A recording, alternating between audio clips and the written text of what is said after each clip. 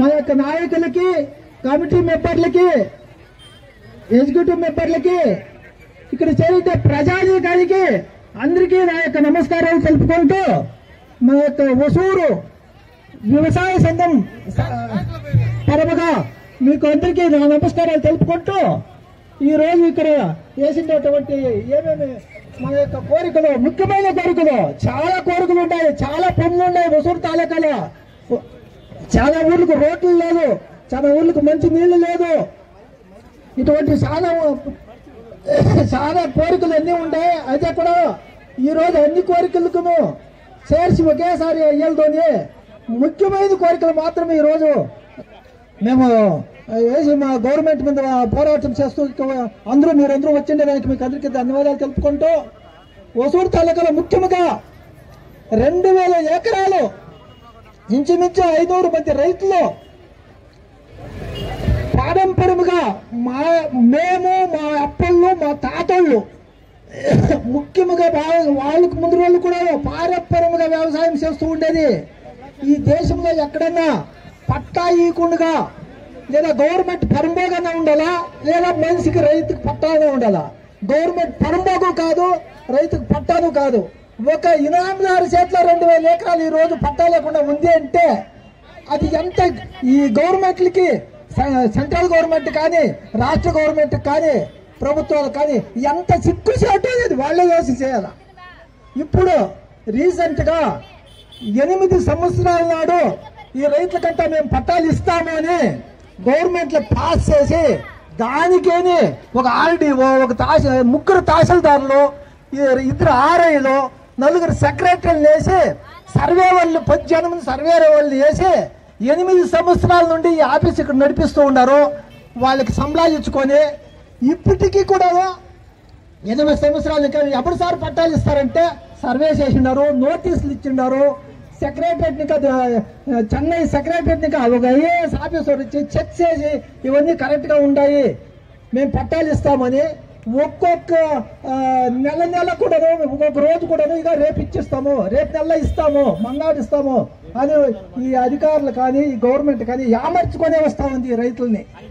కాబట్టి మేము ఇంతకు ముందు ఒక పోరాటం వేసింటి ఇదే కలెక్టర్ ఆఫీస్ దగ్గర 4 సంవత్సరాల నాడు, 3 సంవత్సరాల నాడు ఒకటి, 3 సంవత్సరాల నాడు పోరాటం వేసినాడు 1000 మందితో వచ్చిండ్రి. ఆ పంట వీళ్ళకి హెచ్చరికిచ్చేసి పట్టుమే మీరు ఇదే కొన్ని నెలల పట్టా ఇకపోతే మేము ఈ పోరాటాలను ఉధృతం చేస్తామని.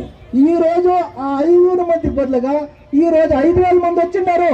ఇప్పటికి కూడా హెచ్చరికిస్తున్నాము. ఈ 5000 మందిని 50,000 మందిగా వచ్చి ఈ ఒసూరు తాలూకాను బంద్ చేసే వరకు మీరు ఉండొద్దంట, లేకపోతే బంద్ చేసేకి మీరే కారణము అని వాళ్ళ అధికారులు హెచ్చరిస్తూ ఉంటారు. అదేవిధంగా అక్కడ అందరూ రైతులు 150 మంది రైతులకు కరెంట్ ఇచ్చిన్నారు, వ్యవసాయం చేస్తూ ఉంటారు. 10 ఫ్యాక్టరీలు ఉన్నాయి, ఫ్యాక్టరీలకు లైసెన్స్లు ఇచ్చిన్నారు. ఇంకా కమర్షియల్ కాసులు కట్టేనట్ల రైతులకు 100 మంది రైతులకు కరెంట్లు ఇచ్చిన్నారు. అంతమంది చేస్తూ ఉంటే పోను దానికంతా రూల్స్ ఉంది. ఈ పట్టా ఇచ్చేకి 8 సంవత్సరాలు చూడాలన్నా నోటీసులు ఇచ్చిన్నారు, 8 సంవత్సరాలు పోస్తూ ఉండారు. కాబట్టి ఇది చాలా ఖండించదగ్గది. ఇప్పటికీ వాళ్ళు ఏమైనా మేల్కోకుంటే పట్టా ఇవ్వకుంటే ఇది ఒసూరు తాలూకా బంద్ అయ్యేకి కారణము వాళ్లే అని చెప్తూ ఉన్నాము.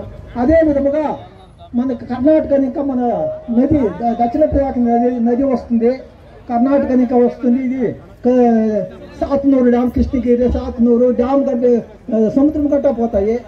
మొదలు ఒక 10-20 సంవత్సరాల ముందర ఆ ఏట్ల నీళ్లు తాగుతూ ఉంటుంది, ఆవులు తాగుతూ ఉంటే మనుషులు కూడా తాగుతూ ఉంటుంది. మాకు అట్లుండి నీళ్లు ఇప్పుడు కాళ్ళు పెట్టే కాకుండా ఉంది. కారణం ఏమంటే బెంగళూరు, కర్ణాటక బెంగళూరు నీళ్ళు అంతా దీంట్లో వస్తుంది. సాకడే నీళ్లు, కెమికల్ నీళ్లు, ఫ్యాక్టరీల నీళ్లు.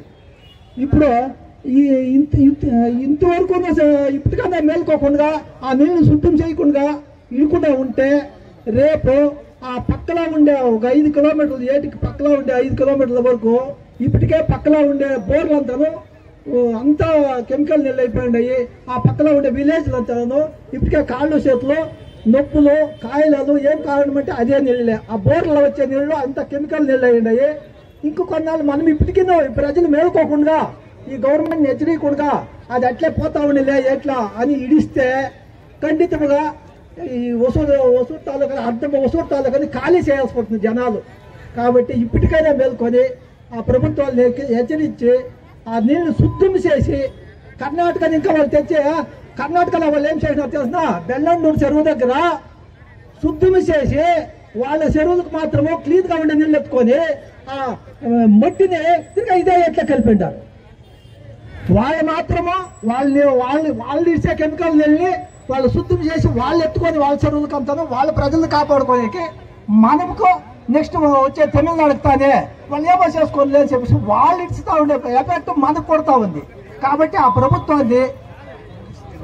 ప్రభుత్వాన్ని హెచ్చరికించి దాన్ని ఇంకా మన వెనుక నాయకులు ఉంటారు విశదంగా మాట్లాడతారు. ఇంకోటి ఏమంటే ముఖ్యంగా ఇంకా 2-3 కోరికలు మాట్లాడతారు. కడిసీలో ఒకటి ఇంకా 5 నిమిషాలు మాట్లాడతారు. ఈ కడిసీలో ఒకటి ఏమప్ప అంటే ఇక్కడ నవితి దగ్గర 50 ఎకరాల 4 గవర్నమెంట్లో ఒక పేదోళ్ళకి ఇచ్చినారు 25 ఏళ్ళు. అప్పుడు గవర్నమెంట్లో పేదోళ్ళకి ఇచ్చిన 25 ఎకరాల్లో దాంట్లో కొందరు రౌడీ మూకులు వసూరులో రౌడీ మూకులు ఆ పేదోళ్ళని తరిమి వాళ్ళు వ్యవసాయం చేసుకుంటూ ఉంటే కరెంట్ తీసుకుంటే ఇండ్లు కట్టుకుంటే పోలి ఒక దొంగ పత్రాలు సృష్టించి ఎత్తుకొని పోయి బుల్డోజర్ ఎత్తుకొని పోయి వాటిని దెబ్బి వాళ్ళు తరుగుతూ ఉంటారు. అది అడిగేకపోతే వాళ్ళు ఈ పోలీసు పై వాళ్ళకి సపోర్ట్ చేస్తూ ఉంటారు. ఏమని మీరు పోండి బయటికి వాళ్ళు కొనుక్కోవడం కరెక్టే. ప్రభుత్వంలో 25 ఏళ్ళ నాడు ఇచ్చి వాళ్ళు వ్యవసాయం చేసుకొని వాళ్ళు జీవనం చేస్తూ ఉంటే వీళ్ళు పోలీసులు పోయి వీళ్ళు దొరుకుతారే తప్ప వాళ్ళని కాదు. పోలీసు ఏమంటుంది కామ్రేడ్ ఈ పోలీసు ఏమంటుందంటే